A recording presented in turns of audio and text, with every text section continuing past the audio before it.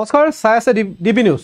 2025 ইংৰাজী বৰ্ষৰ আৰম্ভণিতে অৰ্থাৎ জানুৱাৰী মাহৰ প্ৰথমটো সপ্তাহতে ইতিমধ্যে পঞ্চায়ত নিৰ্বাচনৰ অধিসূচনা জাৰি কৰিব। এই কথা মুখ্যমন্ত্ৰী ডক্টৰ হিমন্ত বিশ্ব শৰ্মায়ো মন্তব্য প্ৰকাশ কৰিছে সংবাদ মাধ্যমত।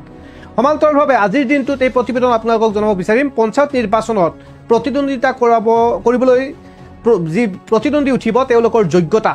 ইতিমধ্যে শেহতীয়াভাৱে মন্ত্ৰী ৰঞ্জিত কুমাৰ দাসে মন্তব্য কৰিছে, উচ্চ ন্যায়ালয়ৰ অনুমতি পালে 10 ফেব্ৰুৱাৰীৰ পূৰ্বেই পঞ্চায়ত নিৰ্বাচনৰ সকলো কাম কাজ শেষ কৰিব। 3 জানুৱাৰীত আবেদন দাখিল কৰাৰ কথাও ইতিমধ্যে ৰঞ্জিত দাসে মন্তব্য কৰিছে। কিন্তু এই মুহূৰ্তত এই পঞ্চায়ত নিৰ্বাচনক যাক ছেমি ফাইনেল বুলি আখ্যা কৰিব পাৰি আগন্তুক 2026 চনৰ বিধানসভা নিৰ্বাচনৰ এই পঞ্চায়ত নিৰ্বাচনত প্ৰতিদ্বন্দ্বীসকলৰ কি কি যোগ্যতা থাকিব লাগিব তাৰ সবিশেষ জনাব বিচাৰিছোঁ।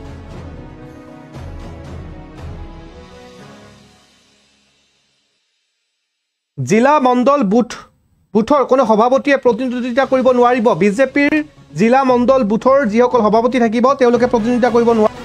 পঞ্চায়ত নিৰ্বাচনত নৱবৰ্ষৰ আৰম্ভণিতেই ঘোষণা হ'ব। ইতিমধ্যে ৰাজ্যিক সভাপতিও পঞ্চায়ত নিৰ্বাচনৰ নৱবৰ্ষৰ আৰম্ভণিতে ঘোষিত হ'ব। বিজেপিৰ ৰাজ্যিক সভাপতিও চলিত মাহতে প্ৰকাশ পাব 39খন সাংগঠনিক জিলাৰ সভাপতিৰ নাম। 40 বছৰ বয়সত ঊৰ্ধৰ লোকে নোৱাৰিব জিলা সভাপতিৰ পদত খেলিবলৈ।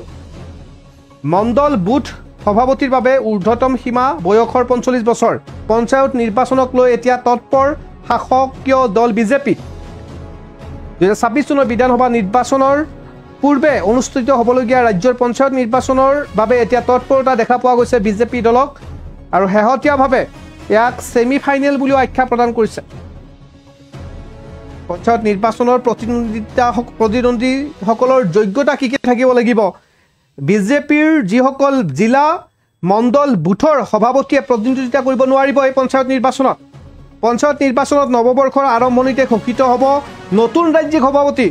চলিত মাহতে প্ৰকাশ কৰিব বিজেপিয়ে 39খন সাংগঠনিক জিলা সভাপতিৰ নাম। 60 বছৰৰ ঊৰ্ধৰ লোকে জিলা সভাপতিৰ পদত প্ৰতিদ্বন্দ্বিতা কৰিব নোৱাৰিব। মণ্ডল বুথ সভাপতিৰ ঊৰ্ধ্বতম সীমা নিৰ্ধাৰণ কৰিছে বিজেপি দল 45 বছৰ। ইতিমধ্যে গুৱাহাটী উচ্চ ন্যায়ালয়ৰ অনুমতি দিলে 10 ফেব্ৰুৱাৰীৰ ভিতৰত পঞ্চায়ত নিৰ্বাচন হোৱা সম্পূৰ্ণৰূপে সিদ্ধান্ত হোৱাৰ দিশে 3 জানুৱাৰী দাখিল কৰিব লাগিব নিৰ্বাচনক লৈ আবেদন। এই কথা মন্ত্ৰী ৰঞ্জিত কুমাৰ দাসেও মন্তব্য কৰিছে। উচ্চ ন্যায়ালয়ৰ অনুমতি পালেই 10 ফেব্ৰুৱাৰীৰ ভিতৰত পঞ্চায়ত নিৰ্বাচন 3 জানুৱাৰীত দাখিল কৰিব নিৰ্বাচনক লৈ এই আবেদন। পঞ্চায়তৰ নিৰ্বাচনক লৈ এতিয়া তৎপৰ হোৱা দেখা পোৱা গৈছে শাসকীয় দল, বিশেষভাৱে বিজেপি দলক।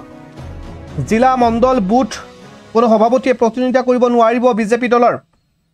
নৱবৰ্ষৰ আৰম্ভণিতে ঘোষিত হ'ব বিজেপিৰ ৰাজ্যিক নতুন সভাপতিৰ নাম। চলিত মাহতে প্ৰকাশ পাব 39খনকৈ সাংগঠনিক জিলা সভাপতিৰ নাম। 60 বছৰৰ ঊৰ্ধৰ লোকে কৰিব নোৱাৰিব জিলা সভাপতিৰ পদত প্ৰতিদ্বন্দ্বী। মণ্ডল বুথ সভাপতিৰ বাবে ঊৰ্ধ্বতম সীমা নিৰ্ধাৰণ 45 বছৰ। 26 বিধানসভা নিৰ্বাচনৰ পূৰ্বে অনুষ্ঠিত হ'বলগীয়া ৰাজ্যৰ এই পঞ্চায়ত নিৰ্বাচনত এতিয়া যুদ্ধংদেহী তৎপৰতা দেখা পোৱা গৈছে বিজেপি দলৰ। বিধানসভা নিৰ্বাচনৰ পূৰ্বে এই পঞ্চায়ত নিৰ্বাচনক ছেমি ফাইনেল হিচাপে গণ্য কৰা হৈছে, আৰু ইয়াৰ বাবে এতিয়া সাজু হৈ পৰিছে বিজেপি দল। আৰু সমান্তৰালভাৱে দেখা পোৱা গৈছে বিৰোধী দলৰ তৎপৰতা। সকলো ঠিকে থাকিলে জানুৱাৰী মাহৰ 3 তাৰিখৰ ভিতৰত আবেদন কৰিব পাৰিব পঞ্চায়তৰ নিৰ্বাচনত প্ৰতিদ্বন্দ্বিতা কৰা আবেদনকাৰীসকলে। ইতিমধ্যে উচ্চতম ন্যায়ালয়ৰ গ্ৰীণ ছিগনেলৰ বাবে ৰৈ আছে। এই কথা মন্ত্ৰী ৰঞ্জিত কুমাৰ দাসে ইতিমধ্যে মন্তব্য কৰিছে সংবাদ মাধ্যমৰ আগত। শেহতীয়াভাৱে পঞ্চায়তৰ নিৰ্বাচনক লৈ এতিয়া শাসকীয় দল বিজেপি তৎপৰতা হোৱা দেখা পোৱা গৈছে। অসম গণ পৰিষদ আৰু বিজেপি দলে পৃথকে নিৰ্বাচন খেলাৰ প্ৰতিদ্বন্দ্বিতা কৰিছে, যদিও বা এই নিৰ্বাচনত নাথাকিব কোনো প্ৰতীক। এক বিশেষ সূত্ৰৰ খবৰ অনুসৰি যে অগপৰ আৰু বিজেপিৰ ভিতৰত থকা এই মিত্ৰতাৰ কিছু অঞ্চলত মিত্ৰতা প্ৰতিদ্বন্দ্বীসকলে যদি বিচাৰে তেতিয়াহ'লে প্ৰতিদ্বন্দ্বিতামূলক নিৰ্বাচনী প্ৰতিদ্বন্দ্বিতা কৰিব পাৰিব বুলিও জনাইছে।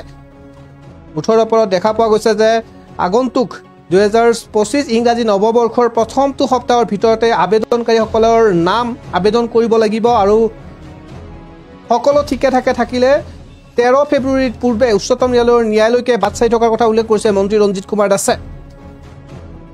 আৰু শেহতীয়াভাৱে ইংৰাজী নৱবৰ্ষৰ আৰম্ভণিতে বিজেপিৰ ৰাজ্যিক সভাপতিৰ পদত অধিষ্ঠ কোন হ'ব তাৰ ওপৰত ইতিমধ্যে দলীয় কৰ্মকৰ্তাসকলৰ মাজত চৰ্চা।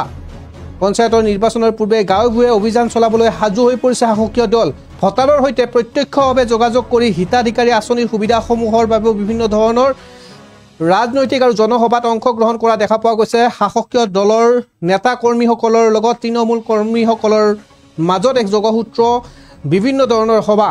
সন্মুখত পঞ্চায়ত নিৰ্বাচন আৰু এই পঞ্চায়ত নিৰ্বাচনে হ'ব বিজেপিৰ 2026 চনৰ বিধানসভা নিৰ্বাচনৰ ছেমিফাইনেল বুলি ক'ব পাৰি। সমান্তৰালভাৱে দেখা পোৱা গৈছে যোগ্যতাৰ ক্ষেত্ৰত যদি চাওঁ 60 বছৰৰ ঊৰ্ধৰ কোনো লোকে জিলা সভাপতি পদৰ বাবে আবেদন কৰিব নোৱাৰিব শাসকীয় দলৰ। সমান্তৰালভাৱে মণ্ডল বুথ সভাপতিৰ বাবে ঊৰ্ধ্বতম সীমাৰ নিৰ্ধাৰণ কৰি দিয়া হৈছে 45 বছৰ।